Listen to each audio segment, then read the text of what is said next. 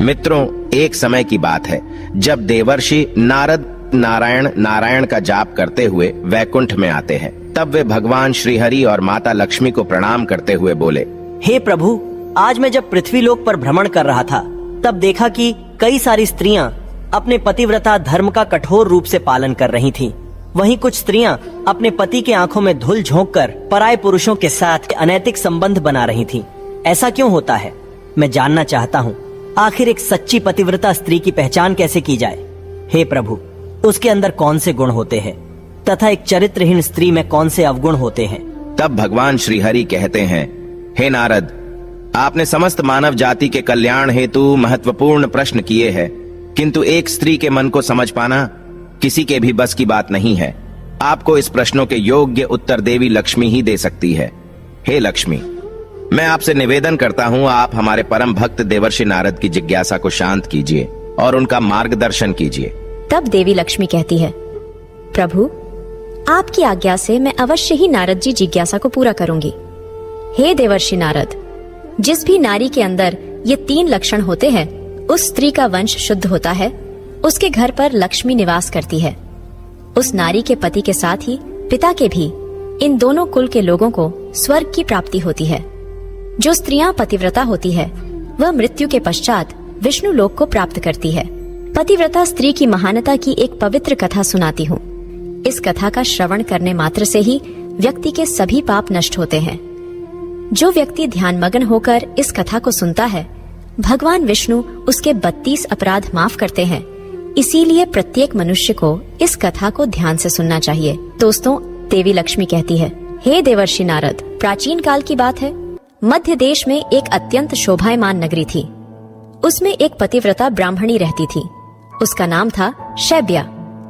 शैब्या का पति पिछले जन्म के पाप कर्मों के कारण इस जन्म में कोढ़ी हो गया था, अर्थात उसे कोढ़ का रोग हो गया था।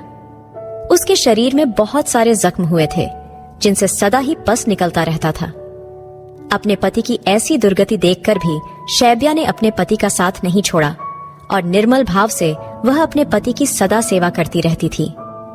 पति के मन में जो जो इच्छा होती, उसे वह नारी अपनी शक्ति के अनुसार अवश्य ही पूर्ण करने का प्रयास करती थी। शैब्या प्रतिदिन देव पूजा की तरह ही अपने पति की पूजा करती थी और अपने मन की सभी इच्छाओं का त्याग करके अपने पति के प्रति विशेष स्नेह रखती थी। दोस्तों, देवी लक्ष्मी कहती है, हे देवर्षि नारद, फिर एक दिन शैब्या के पति को रास्ते से जाती हुई एक अत्यंत सुंदर वेश्या दिखाई दी। उस सुंदर वेश्या को देखकर उसका पति काम वासना से भर गया और उस वेश्या पर मोहित हो गया। उस वेश्या के सुंदर रूप ने उस ब्राह्मण को पूरी तरह से अपने वश में कर लिया। उसके रूप को देखते ही वह आहे भरने लगा, लंबी लंबी सांसें खींचने लगा, और जब वह वेश्या उसकी नजरों से दूर चली गई तो वह बहुत दुखी हो गया। अपने पति की आवाज सुनकर वह पतिव्रता तुरंत दौड़ ढती हुई घर से बाहर आ गई और अपने पति से पूछने लगी, हे नाथ, क्या हुआ? आप इतने उदास क्यों हो गए? आपने लंबी लंबी सांसें कैसे खींची? आपको जो भी कष्ट है मुझे बताइए। जो भी कार्य हो आप मुझे बताइए, वह मैं पूर्ण करने का प्रयास अवश्य करूंगी। हे प्राणनाथ, एकमात्र आप ही मेरे गुरु है, प्रियतम है। पत्नी के इस प्रकार से पूछने पर उसके पति ने कहा, हे प्रिय, मुझे जो चाहिए वह तुम नहीं दे सकती। तुम ही क्या, कोई भी मुझे नहीं दे सकता। इसीलिए उस पर व्यर्थ बात करना उचित नहीं है। इसीलिए तुम रहने दो। फिर वह पतिव्रता बोली, हे नाथ, मुझे विश्वास है कि मैं आपके कार्य को अवश्य सिद्ध कर सकती हूँ। आप केवल मुझे आज्ञा देने का कष्ट करें। मैं अपनी पूरी शक्ति लगाकर उस काम को पूरा करूंगी। उस कार्य को पूर्ण करने के लिए जो भी उपाय हो मैं करूंगी। अगर मैं आपके इस कार्य को पूरा कर सकी तो इस लोक में और परलोक में मेरा कल्याण होगा। फिर शैब्या के कोढ़ी पति ने कहा, हे प्रिय, ठीक है, बताता हूँ। अभी अभी इस रास्ते से एक अत्यंत सुंदर वेश्या जा रही थी। उसका शरीर अत्यंत सुंदर और मनमोहक था, जिसे देखकर मेरा हृदय कामाग्नि से भर गया है। यदि तुम ऐसा कोई उपाय करो जिससे वह सुंदर वेश्या मुझे प्राप्त हो जाए तो मेरा जन्म सफल हो जाएगा। हे देवी, तुम उससे मेरा मिलन करवाकर मेरी कामाग्नि को शांत करो। पति के द्वारा ऐसा कहने पर वह शैब्या अत्यंत दुखी हुई और बोली, हे नाथ, आप धैर्य रखिए। मैं आपके इस कार्य को अवश्य सिद्ध करूंगी और उस वेश्या से आपका मिलन करवाऊंगी। इतना कहकर उस पतिव्रता नारी ने मन ही मन कुछ विचार किया और फिर रात्रि के अंतिम प्रहर में उठकर वह गोबर और झाड़ू लेकर घर से चली गई। दोस्तों, देवी लक्ष्मी कहती है, हे देवर्षि नारद, जाते समय उसके मन में बड़ी प्रसन्नता थी। फिर वह उस वेश्या के घर पर पहुंच गई और उसने उस वेश्या के घर के आंगन में झाड़ू लगाया और गोबर से लीपकर उसका आंगन अत्यंत सुंदर बना दिया और लोगों की नजर पड़ने से पहले ही शीघ्रता से अपने घर को लौट कर आ गई। इस प्रकार से उस पतिव्रता स्त्री ने 3 दिनों तक उस वेश्या के घर के आंगन में झाड़ू लगाया और गोबर से लीपकर उसका आंगन स्वच्छ किया। उधर वह वेश्या अपने आंगन को देखकर अपने सेवकों से पूछने लगी, अरे वाह, आज आंगन की इतनी बढ़िया सफाई किसने की है? जिसने भी मेरा आंगन स्वच्छ किया है, मैं उसकी इच्छा पूर्ण करूंगी। फिर वेश्या के सेवकों ने कहा, हे वेश्या, घर के आंगन की सफाई तो हमने नहीं की। हमारे जागने से पहले ही कोई इस आंगन की सफाई करके चला जाता है। सेवकों की बात सुनकर वेश्या को बड़ा आश्चर्य हुआ और वह सोचने लगी कि आखिर कौन आकर उसके घर के आंगन को साफ कर रहा है। फिर उसने जानने के लिए रात भर जागरण किया और छिपकर देखने लगी। तभी उसने देखा कि रात्रि के अंतिम प्रहर में ब्राह्मणी आकर उसके घर के आंगन को साफ कर रही है। दोस्तों, देवी लक्ष्मी कहती है, हे देवर्षि नारद। ब्राह्मणी को देखते ही वह वेश्या बोली, हाय हाय, हे देवी, आप ये क्या कर रही हो? क्यों मुझ पापी स्त्री के घर का आंगन साफ कर रही हो? मुझे क्षमा करो, आप यह काम मत करो। इतना कहकर उस वेश्या ने उस ब्राह्मणी के पैर पकड़े ढियाश लिए और कहा, हे पतिव्रते, आप क्यों मेरी आयु, यश, संपत्ति, कीर्ति का विनाश करने की चेष्टा कर रही हो? मैंने कौन सा अपराध किया है? हे साध्वी, आपको जो चाहिए वह मांगो, मैं बिना सोचे ही आपको दे दूंगी, किंतु आपको यह कार्य शोभा नहीं देता है। तब उस पतिव्रता ने उस वेश्या से कहा, हे सुंदरी, मुझे धन की लालसा नहीं है, किंतु तुम ही से मुझे कुछ काम है। यदि तुम करोगी तो मैं बताती हूँ। यदि तुम उस कार्य को पूर्ण करोगी तो मेरे मन को शांति मिलेगी और तभी मैं समझूंगी कि तुमने मेरा सारा मनोरथ पूर्ण कर दिया। फिर वह वेश्या बोली, हे पतिव्रते, आप जल्दी बताइए, मैं वचन देती हूँ, आपका जो भी अभीष्ट कार्य है उसे मैं अवश्य पूर्ण करूंगी। माता जी, आप महान पतिव्रता है, आपका कार्य करूंगी तो मेरे सभी पाप नष्ट हो जाएंगे। आपके चरण छू लेने से ही मैं पाप से मुक्त हो चुकी हूँ।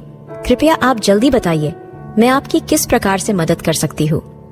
फिर उस पतिव्रता ने लजाते हुए कहा, हे सुंदरी, कुछ दिनों पहले मेरे पति की नजर तुम्हारे शरीर पर पड़ी थी, जिसे देखकर वे तुम्हारे शरीर के मोह में पड़ गए हैं और तुमसे से मिलन करने की इच्छा कर रहे हैं।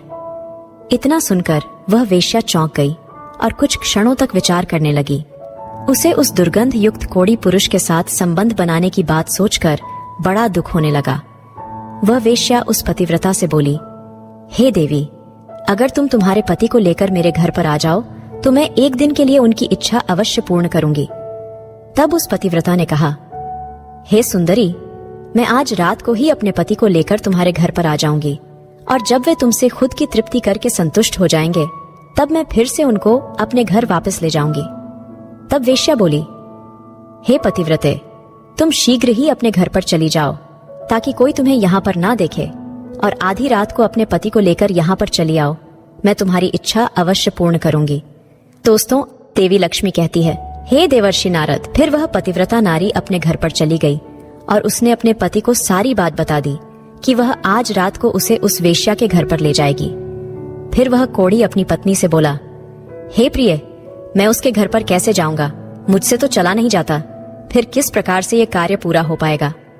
तब पतिव्रता बोली, हे प्राणनाथ, आप चिंता ना करें, मैं आपको अपनी पीठ पर बिठाकर लेकर जाऊंगी और जब आपका कार्य पूर्ण हो जाएगा तब आपको वापस ले आऊंगी। इतना सुनकर वह ब्राह्मण बहुत खुश हुआ और अपनी पत्नी से बोला, हे कल्याणी, तुम एक महान नारी हो, तुमसे मैं अति प्रसन्न हूँ। तुम्हारे कारण मेरा कार्य पूर्ण हो जाएगा। तुमने आज जो काम अपने पति के लिए किया है, ऐसा काम संसार की कोई नारी नहीं कर पाएगी। हे देवी, तुम धन्य हो। फिर रात हो गई और वह पतिव्रता ब्राह्मणी अपने पति को पीठ पर बिठाकर लेकर जाने लगी।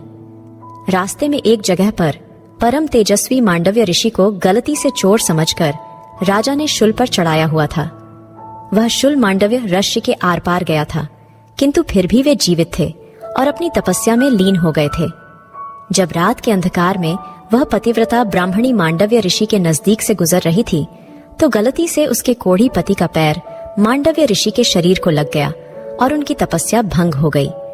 मांडव्य ऋषि अत्यंत क्रोधित हो गए और श्राप देने लगे, जिस पापी ने भी मेरी तपस्या भंग की है और मुझे वेदनाएं दी है, वह पापी सूर्योदय होते ही भस्म हो जाएगा।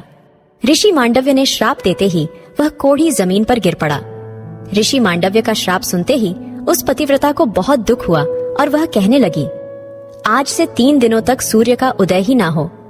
इतना कहकर वह पतिव्रता अपने पति को लेकर घर चली गई और अपने पति को शैया पर लिटाकर उसके पास बैठ गई। दोस्तों, देवी लक्ष्मी कहती है, हे देवर्षि नारद, पतिव्रता की वाणी में इतनी शक्ति होती है कि वह जो भी कहती है वह सत्य हो जाता है और पतिव्रता के कहने पर साक्षात सूर्य देव को भी उसकी इच्छा का पालन करना पड़ता है, क्योंकि स्वयं भगवान विष्णु ने ही पतिव्रता स्त्रियों को यह वरदान दिया है कि वे जो बोलेगी वह अवश्य ही सिद्ध हो जाएगा। फिर 3 दिनों तक सूर्योदय नहीं हुआ। सारा संसार अंधकार में चला गया और तीनों लोकों में इसकी खबर फैल गई। यह दृश्य देखकर सभी देवता ब्रह्मा जी के पास गए और सूर्य के उदय न होने का कारण पूछने लगे। तब ब्रह्मा जी ने देवताओं को उस ब्राह्मणी और मांडवी ऋषि का सारा वृतांत सुना दिया। दोस्तों, देवी लक्ष्मी कहती है, हे देवर्षि नारद, फिर सभी देवता ब्रह्मा जी के साथ दिव्य विमानों में बैठकर उस पतिव्रता नारी के घर के पास चले गए। ब्रह्मा जी ने उस पतिव्रता नारी से कहा, हे माता, तुम्हारे कहने से सूर्य का उदय होना रुक गया है, जिससे संपूर्ण सृष्टि खतरे में आ गई है। प्राणियों का जीवन दुष्कर हो गया है। तुम कृपा करके अपने वचन पीछे ले लो और सूर्य का उदय होने दो। फिर उस पतिव्रता ने कहा, हे भगवान, एकमात्र मेरे पति ही मेरे गुरु है। ये मेरे लिए संपूर्ण लोकों से बढ़कर है और सूर्योदय होते ही मेरे पति की मृत्यु हो जाएगी, क्योंकि मांडव्य मुनि ने ऐसा श्राप दिया है। मैंने किसी लोभ में, क्रोध में तथा मोह में आकर ऐसा नहीं किया है। मैं केवल अपने पति के प्राणों की रक्षा करना चाहती हूँ। फिर ब्रह्मा जी ने कहा, हे माता, तुम्हारे पति की आयु इतनी ही थी, उसकी मृत्यु से पृथ्वी का कल्याण होगा। तुम अपने पति के प्राण जाने दो, इससे तुम्हें बहुत पुण्य मिलेगा। फिर वह पतिव्रता बोली, हे देव, पति का त्याग करके मुझे किसी भी लोक में सुख की प्राप्ति नहीं होगी। मेरे पति मेरे लिए ईश्वर है, इसीलिए मैं उनका त्याग नहीं कर सकती। फिर ब्रह्मदेव ने कहा, हे कल्याणी, तुम्हारे इस पतिव्रता धर्म से मैं बहुत प्रसन्न हूँ। तुम अभी इस हट को छोड़ दो और सूर्य का उदय होने दो, जिससे सारा संसार स्वस्थ हो जाएगा और हमारे आशीर्वाद से तुम्हारा कोढ़ी पति भी कामदेव के समान सुंदर हो जाएगा। दोस्तों, देवी लक्ष्मी कहती है, हे देवर्षि नारद, ब्रह्मा जी द्वारा ऐसा कहने पर उस पतिव्रता ने थोड़ी देर विचार किया और उसके बाद हाँ कहकर स्वीकृति दे दी और फिर सूर्य का उदय हुआ।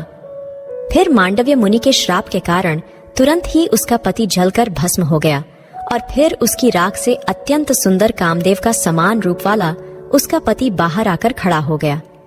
यह चमत्कार देखकर वह पतिव्रता अत्यंत प्रसन्न हुई और फिर स्वर्ग लोक से एक अत्यंत तेजस्वी विमान आया और वह पतिव्रता नारी अपने पति के साथ बैठकर स्वर्ग लोक को चली गई। दोस्तों, देवी लक्ष्मी कहती है, हे देवर्षि नारद, इस प्रकार से पतिव्रता नारी में संसार को भी नष्ट करने की शक्ति होती है। पतिव्रता नारी के सामने बड़े बड़े देवताओं को भी झुकना पड़ता है। तो दोस्तों, उम्मीद है आपको यह कथा पसंद आई होगी, तो कमेंट करके अवश्य बताएं। जानकारी अच्छी लगी तो वीडियो को लाइक जरूर करें और कमेंट में जय श्री हरि विष्णु अवश्य लिखें।